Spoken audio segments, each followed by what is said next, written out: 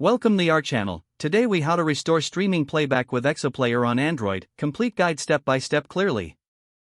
To restore streaming playback with ExoPlayer on Android, start by ensuring you have the latest version of ExoPlayer integrated into your project. Open your project in Android Studio. Navigate to the build.gradle file of your app.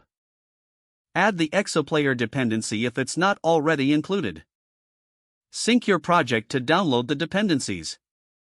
Next, in your activity or fragment, set up an instance of the ExoPlayer.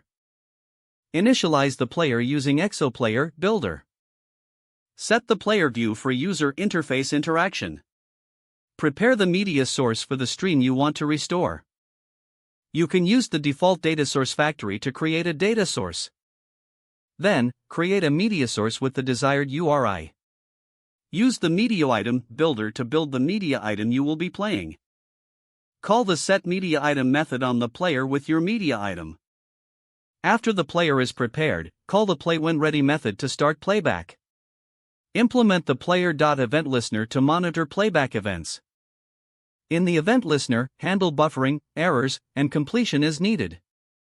To restore playback after interruptions, store the player's current position before stopping playback. Utilize shared preferences or a local database to save the current playback position. On restoring, retrieve the position from storage and set it back using the seek_to method. Finally, test your implementation thoroughly for smooth restoration of playback. If the page does not load, refresh the browser or try again in a private or incognito window. Make sure you are using the correct email address, then retype it carefully to avoid small typos. If your password is not accepted, use the reset option and create a new strong password you can remember. Check your spam folder for verification or security emails, then complete any requested confirmation steps. Enable two-factor authentication if available to improve account security and reduce unauthorized access risk. After signing in, review your profile details so your contact information and settings are accurate and current. If you see an error message, note it down and try again after restarting your device and internet connection.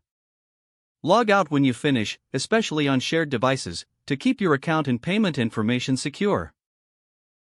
Don't forget to like this video and subscribe to our channel for more step-by-step tech guides.